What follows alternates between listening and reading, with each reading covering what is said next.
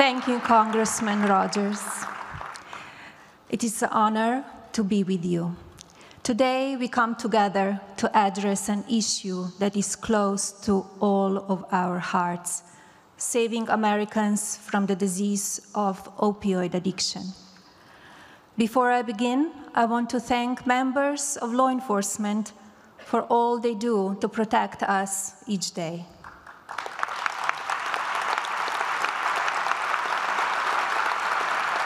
You are each heroes, and this administration will always honor your life-saving work.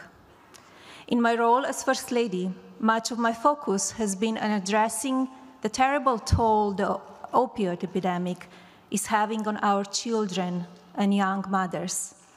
I have seen firsthand both the medical and personal results of this crisis. I have visited hospitals and treatment centers around the country. I have met with doctors, nurses, mothers, and children.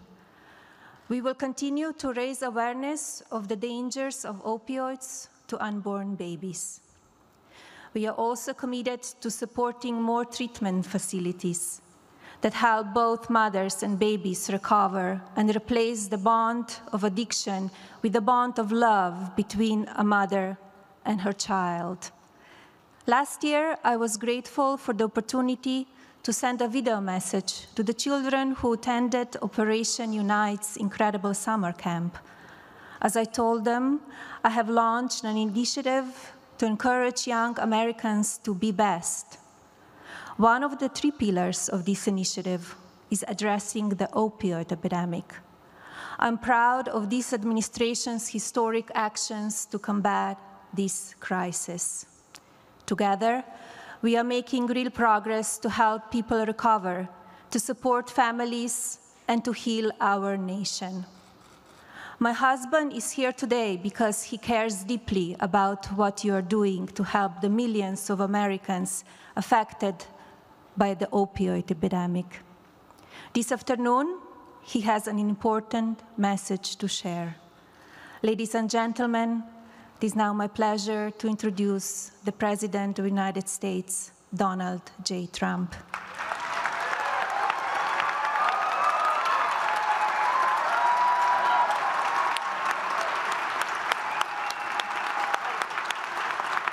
And I'm proud to be an American, where at least I know I'm free.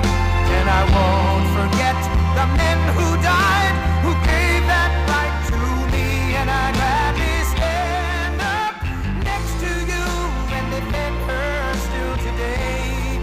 'Cause there ain't no doubt I love this land. God bless the USA.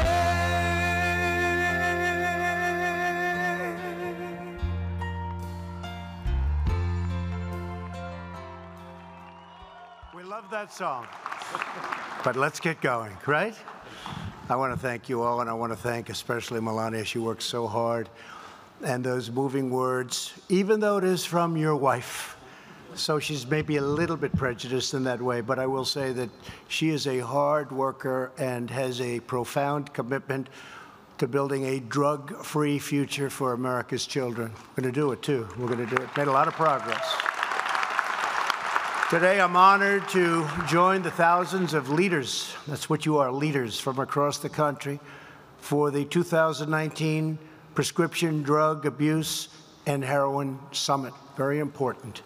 Everyone here today is united by the same vital goal: to liberate our fellow Americans from the grip of drug addiction and to end the opioid crisis once and for all. It's happening. It's happening. That's happening. I want to recognize the founder of Operation Unite for his unwavering community service, for his incredible commitment, and to address this critical issue. Congressman Hal Rogers, a friend of mine for a long time, and I want to thank you very much, Hal, wherever you may be. Thank you. Thank you, Hal. Good job. Very dedicated guy. We're also grateful to Operation Unite's President and CEO, Nancy Hale. Okay. Thank you, Nancy. And thanks also to an outstanding public servant, a man who works day and night. No matter when I need him, he's there. I'll call him at the strangest hours. He's always there working. Secretary Alex Azar. That's really great, Alex, what you're doing. Thank you. And CDC Administrator Dr. Robert Redfield, who is helping us to eradicate HIV/AIDS by 2030. And we're there. We're going to be able to do that. People are shocked. Please stand up, Doctor. It's so important.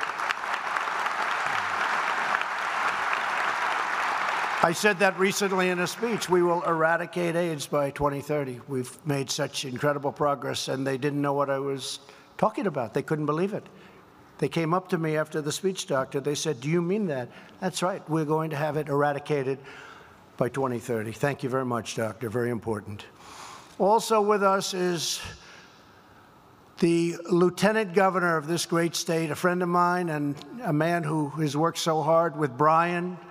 The combination of Jeff Duncan and Brian has been pretty much unbeatable. They're doing a fabulous job. Jeff, thank you very much. Jeff, where are you, Jeff? Jeff, thank you. Stand up, Jeff. Great job. Really great job. Mrs. Duncan, thank you very much. And the Georgia Attorney General, Chris Carr. Chris, thank you. Tough guy. And he's in there fighting for us, I know that. As well as members of Congress, Rick Allen, Drew Ferguson, Barry Loudermilk, and Jody Heiss. We have them all. We have them all. That's a pretty unbeatable group. We've been doing okay together, haven't we, huh? We've been doing good. To all of the people in this room who serve every day on the frontiers and front lines of this crisis, and a crisis it is, you have earned the gratitude of our entire nation. You may not even know it, but our nation loves you, and they love what you're doing. Thank you very much. You are the first responders who bring patients back to life. You are the law enforcement officers who bring drug traffickers to justice. You are the doctors, nurses, and counselors who give struggling citizens the hope and solace and strength to build a brighter and brighter future. And you are the families and faith communities who help thousands of Americans overcome addiction for a new life of freedom. My administration is deploying every resource at our disposal to empower you, to support you, and to fight right by your side, and that's what we're doing. We will not solve this epidemic overnight, but we will stop. There's just nothing going to stop us, no matter how you cut it. I know some of the people in this room, nothing stops you. Nothing stops you, I can tell you. We will never stop until our job is done. And then maybe we'll have to find something new. And I hope that's going to be soon, but we will succeed. We have results that are unbelievable. Numbers that I heard 2 weeks ago that I was shocked to hear. We're making tremendous progress. Each year, more than 70,000 precious American lives are lost to the opioid and drug crisis. And in my opinion, the number is much higher than that. To protect all Americans, my administration declared the opioid epidemic a nationwide public health emergency. A big step. Since then, we have secured a record $6 billion in new funding to combat the opioid crisis, and that's the most ever, and we're going for even bigger numbers this year.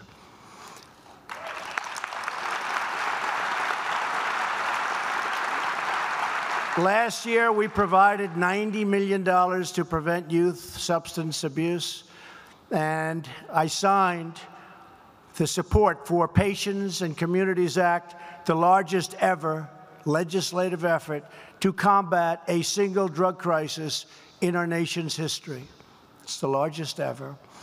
Following the recommendation of my Surgeon General and many others, last year the distribution of the overdose reversing drug naloxone increased by over 1 million units. Pretty amazing stuff. To expand access to treatment, recovery, and other crucial activities and services all throughout our nation, we have given opioid response grants to states totaling a record $2 billion.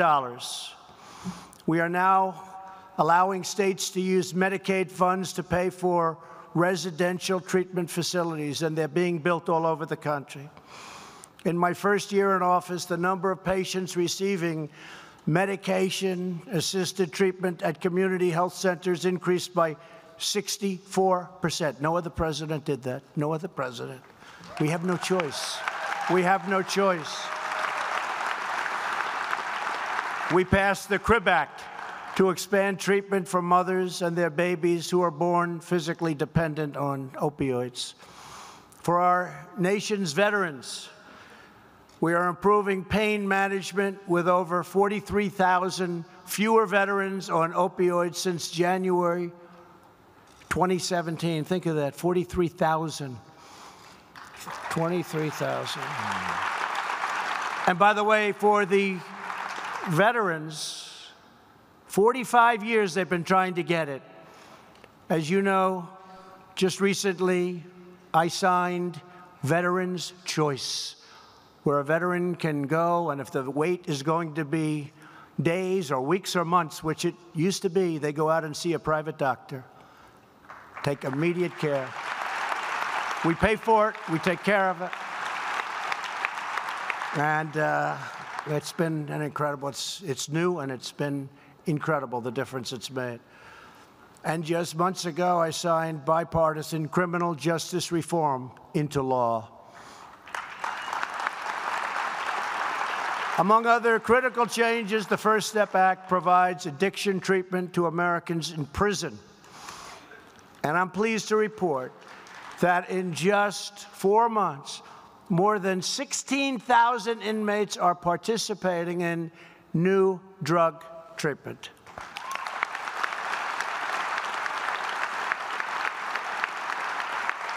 And criminal justice reform, I have to say, people are getting out of prison.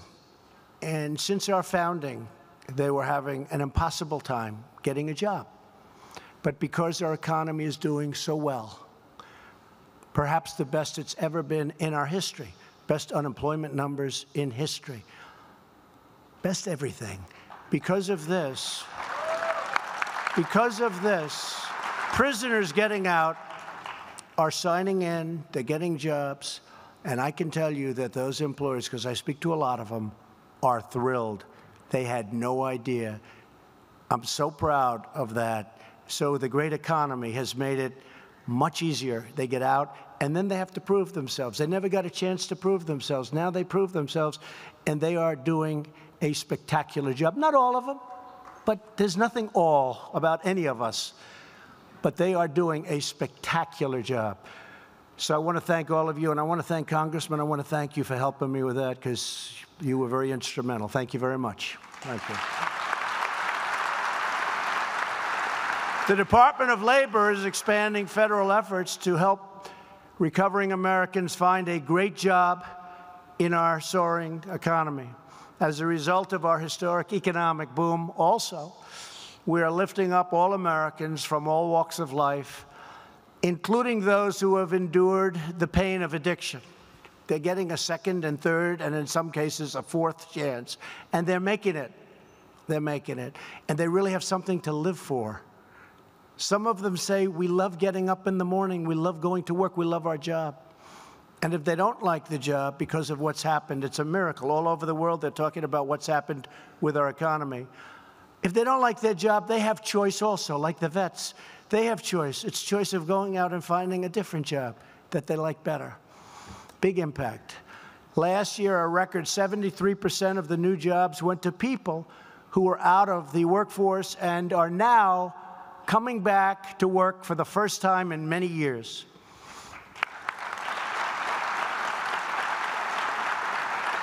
And these newly employed citizens are joining 5.5 million more workers who have found jobs since the election, driving our national unemployment rate to its lowest level in 51 years.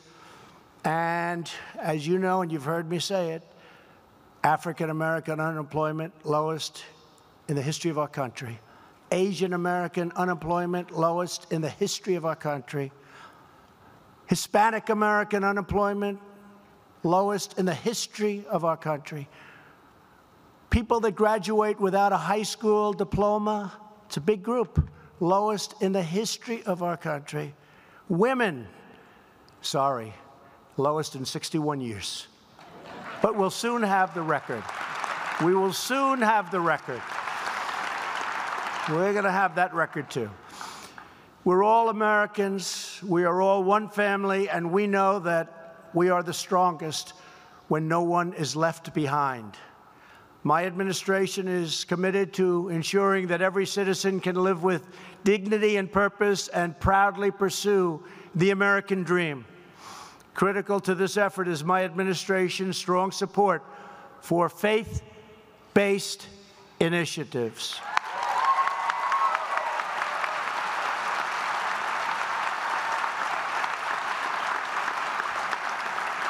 America is a nation that believes in the power of prayer and the strength of fellowship, and we believe in the grace of God, and we're proud of it. Here with us today is Dr. Monty Burks. 19 years ago, Monty turned his life around when two women of prayer from his hometown church helped him to get on a path to recovery. Now Monty works for Tennessee's, what a great state, Department of Mental Health, and is director of their faith-based recovery initiative. Monty, please come up and tell us a little bit about your work. Thank you, sir. Thank you. In awe, honor, and humbled. The opposite of addiction is relationship. That simple equation is what helped me find my freedom. Criminal justice intervention led me to treatment, which led me to recovery, which put me on this podium. I've been blessed to serve under Commissioner Williams and Commissioner Varney passed before. They took a chance on a broken and bruised person who had been touched by the system, but they knew that I had a purpose, and my purpose was to use the pain that I'd went through to help other people not have to go through the same thing that I'd went through. You see, recovery is real. We do recover. We do recover.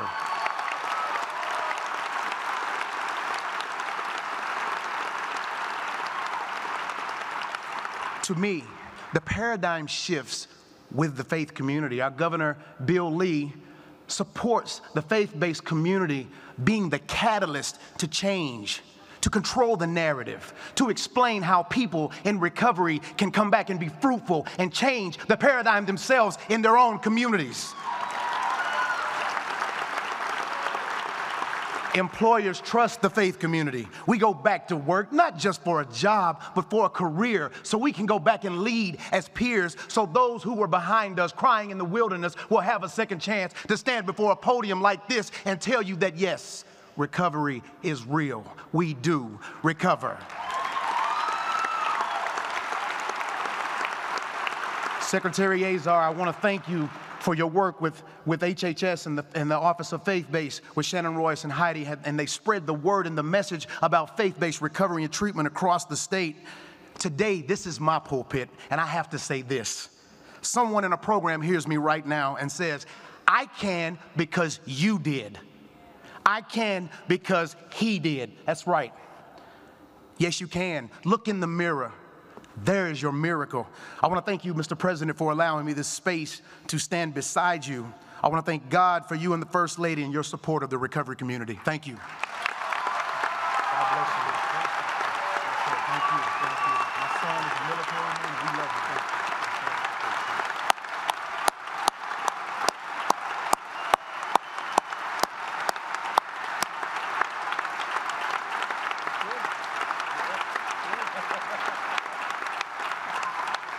That's great, Monty. You know, he had this beautiful speech written down on his iPhone. This is the new way of doing it. And he never looked at it once. That's a pretty good job. Thank you very much, Monty. Appreciate it. Fantastic. My administration has also embarked on an unprecedented effort to shut down online criminal networks, crack down on illegal international shipments, and stop the deadly flow of drugs into our country. In the past 2 years, Customs and Border Protection seizures of meth and cocaine and heroin and fentanyl at the southern border are up 45% and going up much higher. We are seizing it all over. You probably saw the numbers today. We are detaining, capturing, call it anything you want, more people than ever before. Some of those people are not people we want in our country. And I will say Border Patrol has been incredible. There's never been a march up that border like there is today, up throughout Mexico. Mexico is starting to detain and bring back to their country where they came from. But a lot of it is drugs, and drugs are being gotten by us. We are stopping the drug flow as much as we can. Soon, we're going to have a wall that's going to be a very powerful wall. It's under construction. The media doesn't like talking about it. The media doesn't like talking about it. It's one of many things we're doing, but when that wall is finished, we intend to have almost 400 miles of wall built by the end of next year. We're probably ahead of schedule a little bit. That'll have a tremendous impact on drugs coming into our country. And we have many other things, including the finest equipment that you can buy, hundreds of millions of dollars of the best drug detection equipment you can have. And I always say this because as good as that equipment is and its genius, the greatest equipment in the world is a dog. Dogs, a certain type of German Shepherd in particular, dogs do a better job than $400 million worth of equipment. Can you believe that? Only the dog lovers would understand that, right? No, it's true. I said to the Border Patrol the other day, they were giving me a little bit of a rundown on the equipment, and you know, it's hundreds, we're close to $500 million worth of equipment at the ports of entry. I said, how does this compare to those great dogs I saw? They say, sir, honestly, the dogs are better. I said, you got to be kidding. It's incredible, and they showed me, and it's actually incredible. But we also have a lot of dogs, and they're great dogs, and we cherish them. Heroin alone kills 300 Americans a week, 90% of which enters our country through our southern border. We're doing everything to empower ourselves so that we can keep this poison out of our communities and away from our children. You're going to see some very, very big differences in the coming months. We're capturing people that you wouldn't believe. And if you remember when I announced that famous run, when I came down, I'm sure nobody saw this, when I came down the escalator with Melania in her white dress. I don't think anybody saw that. But I made a very strong statement about the border. And I was criticized. They said, oh, it's not that bad. Well, let me tell you, that statement was peanuts compared to reality. Peanuts. It was small time compared to reality. But we are confronting reality and confronting the grave security and humanitarian crisis on our southern border. And that's why I've declared a national emergency, which is exactly what it is.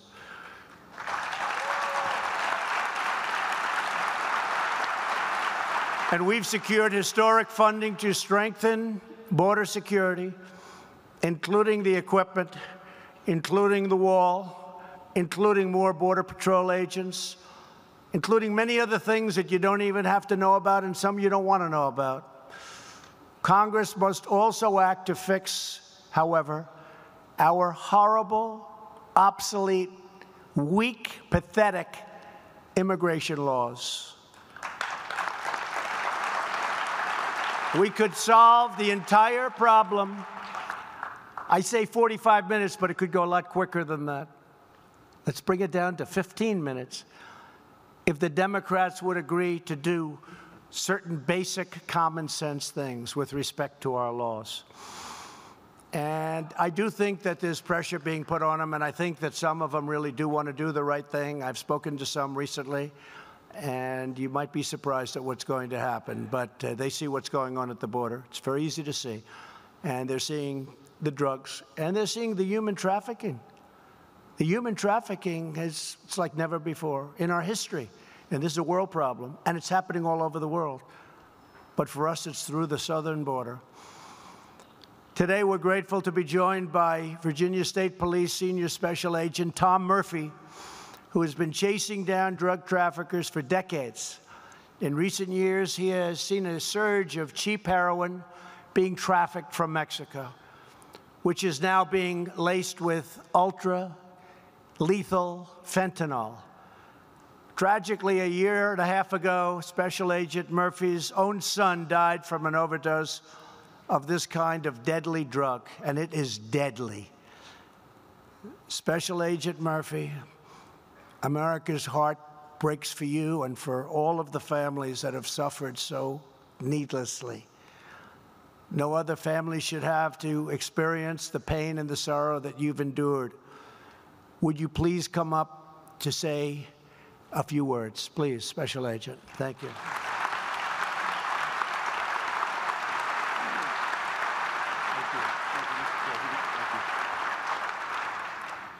Thank you, Mr. President, First Lady, for this time and opportunity to speak, both professionally and personally, how it's touched my life and my family's life.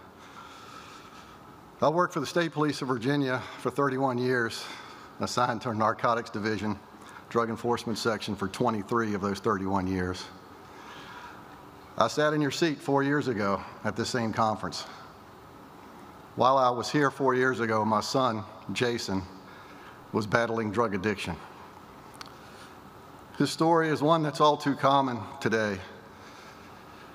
He grew up with ADD, depression, and was medicated at a young age. Prior to 18 years old, he started self-medicating with marijuana.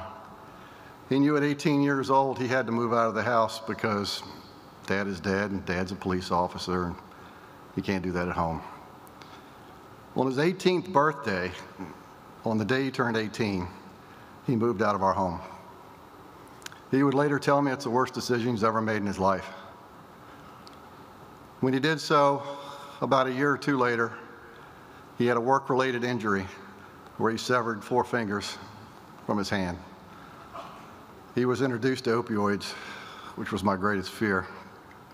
I would see him around town, and my wife, and could see his physical decline. He'd been arrested a couple of times for possession and distribution to continue his habit.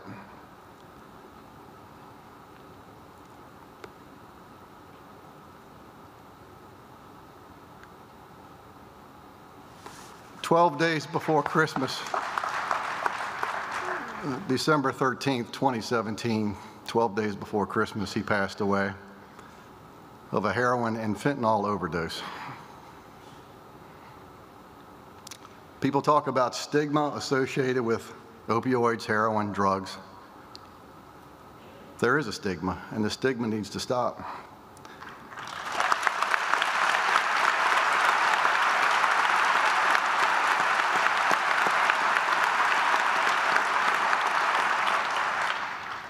If you want to think about stigma, think about a family that's been through it, professionally and personally. And my family has. And that's only one family of 70,000 in 2017 who lost a loved one because of opioids and heroin. The stigma needs to stop. You need to share your story. I wear 2 bracelets every day since my son's death.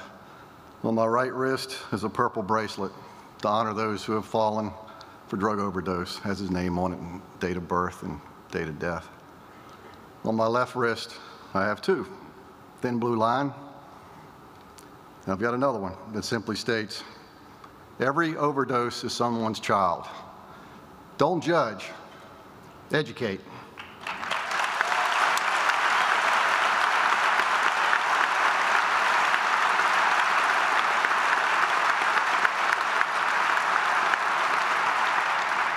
So that's why we're here, and that's why you're here. You took the first initiative, maybe, if you're here for the first time, to collaborate, to brainstorm, to strategize, to figure out this problem collectively. But the message I want to convey today is, don't judge. There's 70,000 different stories that happened in 2017. You heard my son. His name was Matthew Jason Murphy. Thank you.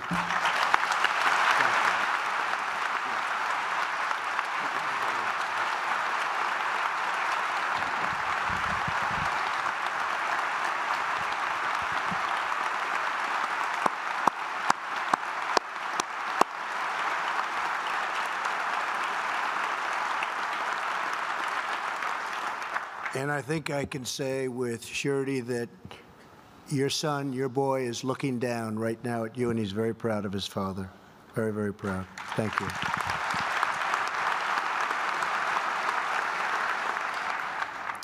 We are making great progress to stop fentanyl from coming into our communities. As a result of my negotiations with President Xi of China, doing a very big trade deal, they've announced that next week they will implement new measures to prevent Chinese fentanyl, which is most of it, almost all fentanyl comes from China, from being shipped to the United States.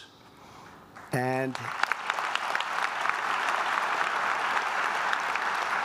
furthermore, and I appreciate this from President Xi, they've agreed that they're going to make it a major crime.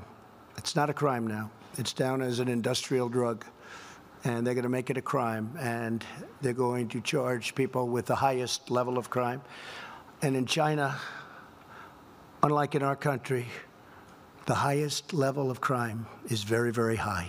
It's the ultimate. You pay the ultimate price. So I appreciate that very much. Since I signed the STOP Act into law, our amazing Customs and Border Protection officers have stopped over 6 times more packages from reaching American doorsteps. It's a big deal. Right here in Georgia, Customs and Border Protection officers at the seaport in Savannah recently discovered an estimated $19 million worth of cocaine in a shipment of Colombian pineapples. Today, we're proud to be joined by 2 officers who helped find those deadly drugs, James Long and Derek Nobles. And thank you both for your courageous work. Where are you, folks? Where are you? Come on up here. Come on. Please.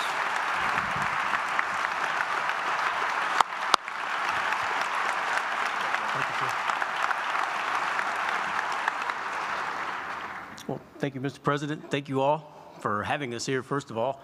And again, thank you for all your support. It's been a long road, and we're glad to have the president behind us.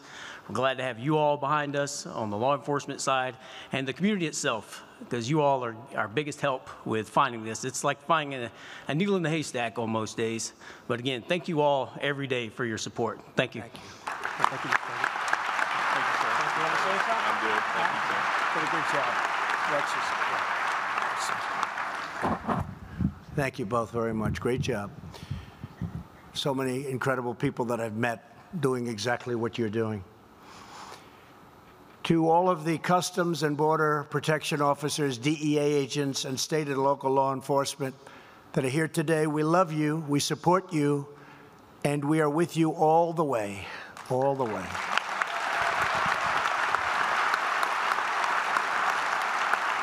You know, we had billions of dollars of military equipment which the previous administration, for their own reason, was not willing to give up to law enforcement, and I decided that we will. This was beautiful, great, strong, powerful equipment, safety equipment. You know exactly what I'm talking about. And we gave billions and billions of dollars throughout the United States to law enforcement, and it's had a tremendous impact because I don't know if it's for that reason, probably not. It's probably because of the great men and women involved. But the numbers are way down, crime, way down. So thank you all very much. Appreciate it.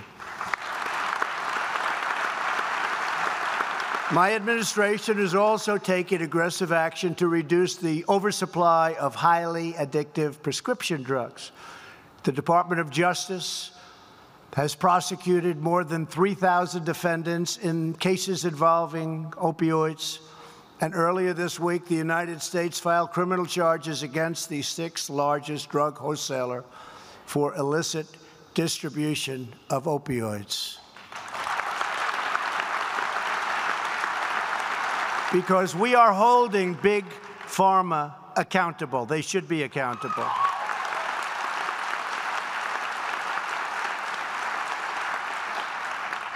And they didn't give to my campaign. I don't want their money.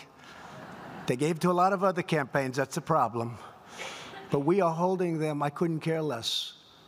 They've got to do what's right, doing a lot of things. We're also working very strong on drug pricing. It's coming way down. For the first time in 54 years, drug prices went down this year. They went down a little below even. That's a big thing. First time in 54 years, and I give great credit to you, Alex, for that, you and your whole group of wonderful people. Alex was a very, very successful executive at one of the biggest of the companies, and he understood the system better than anybody, and we're lucky to have him. He has done an incredible job. Thank you very much. Many drug companies are giving European countries a better deal than they give their own country, and that has to stop. We've already informed them that's stopping. We are making sure that our great seniors on Medicare will share in the discounts given to other countries. And you know what that means. The sophisticates out there that do this for a living, you know exactly, that's a big deal. It sounds like big deal, but it really is a big deal. At long last, we're stopping the drug companies in foreign countries from rigging the system. I know all about the rigging the system because I had the system rigged on me. I think you know what I'm talking about. Unfortunately, that will be your soundbite tonight, but that's okay. The system was rigged. But the rigging the system against our great seniors and to help doctors and scientists develop non-addictive painkillers, we have nearly doubled funding for opioid and pain research. Thank you very much, doctor. Come on, stand. It gives away more money than any human being on earth. Thank you.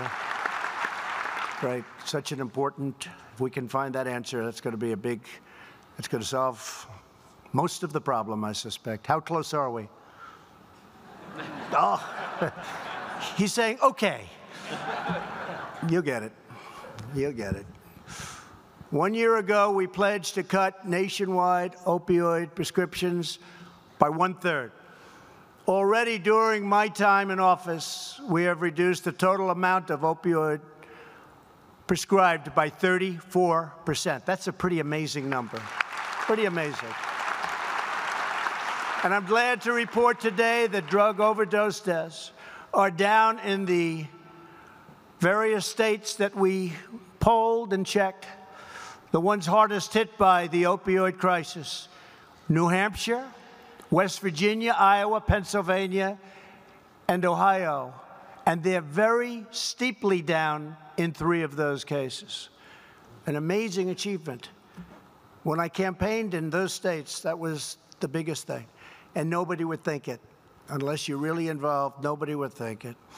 Over the last 2 years, our national prescription drug take-back days have collected nearly 3.7 million pounds of prescription drugs. That's 7 times the weight of Air Force One, a very nice plane that's parked about 10 minutes away. A very, very big, heavy plane. Think of that, 7 times. And the next drug take-back day is this Saturday. That's great.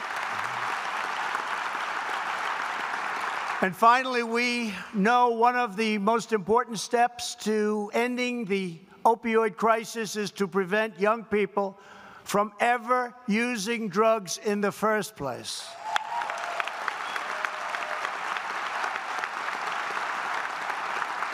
Our massive public awareness campaign about the horrific suffering that drugs inflict has already reached 58% of young Americans. Where's Kellyanne? Kellyanne, stand up. Kellyanne Conway. She's done a great job. I keep saying, Kellyanne, where are those ads? Because, you know, if you do it properly, and we've had some great ones, great ads, young people looking at these ads, they won't start. I think in many ways, you don't see the result for 4 or 5 years, but in many ways, that's one of the most important things we can be doing. So we're doing that, and we're spending a lot of money on that. I think it's very important. When they look out and somebody comes to them and wants to sell them drugs, and they start thinking about what they just saw on television or wherever they may have seen it, it's going to be a little harder for them to make that sale, and that's okay with me. It's the way we want it. And I'm very encouraged that in my first year in office, the National Survey on Drug Use and Health reported that 100,000 fewer teens started abusing prescription painkillers. 100,000.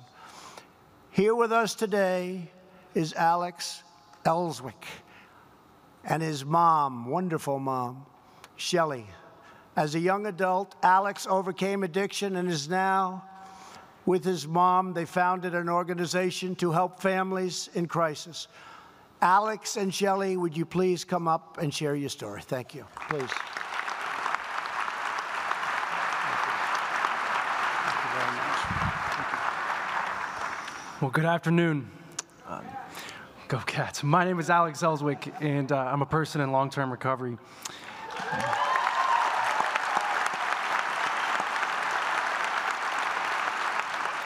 And many of you already knew that, but perhaps what you didn't know is that this is my mom, and we're a family in long-term recovery.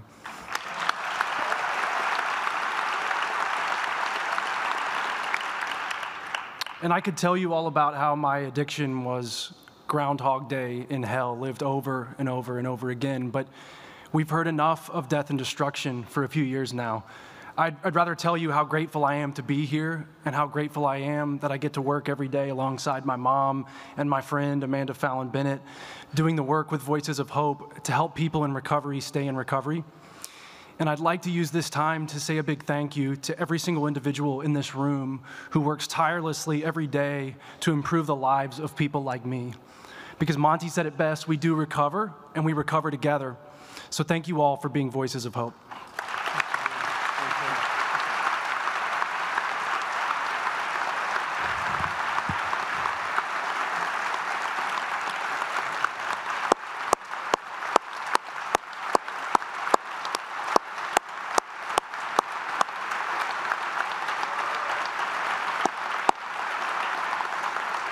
And thank you both. As Alex and Shelley remind us, our greatest resource in the fight against drugs is the heart and the might and the soul of the American people. We will prevail because of the courage, commitment, and compassion of heroes like all of you in this room today. You're incredible people. You are America's true source of strength. So let us resolve that together we will support, cherish, and care for our fellow citizens through every step and every challenge on their road to recovery. We will reach out to anyone who is hurting or lost or struggling, because every American deserves to know the glory of hope, the joy of belonging, and the blessings of healing. We will stand proudly behind our devoted doctors and nurses and medical professionals who work so hard, and they do so much. We will honor and celebrate the incredible men and women of law enforcement. Thank you. We love our law enforcement.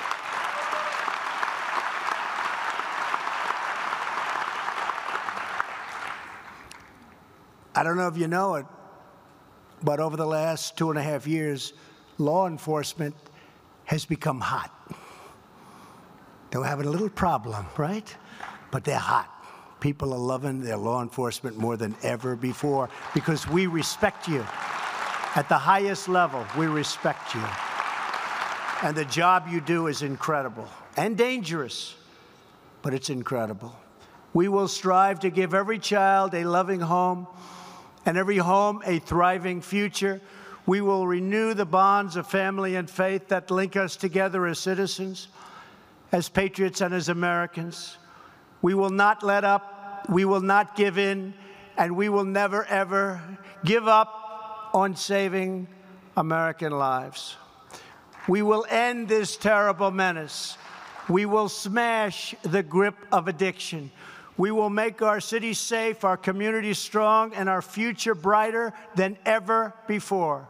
As one united nations, we will work, we will pray, and we will fight for the day when every family across our land can live in a drug-free America. Thank you, God bless you, and God bless the United States of America. Thank you. Thank you.